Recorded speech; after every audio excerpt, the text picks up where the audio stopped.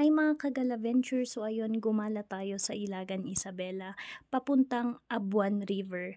Pero ayun nadaanan natin ang Batong Labang River which is one of the clearest river as well sa Ilagan Isabela. So ayun guys, ang ganda kung titingnan ninyo.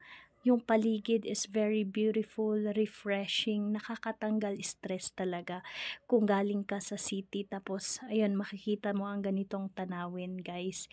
So kung makikita ninyo yung tubig dito, talagang very clear siya, malinis. Pwede pa atang inumin yan.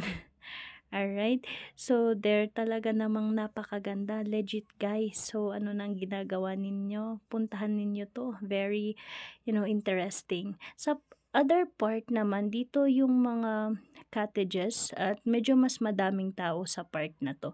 Pero ayun kung titingnan nyo, very malinis, clear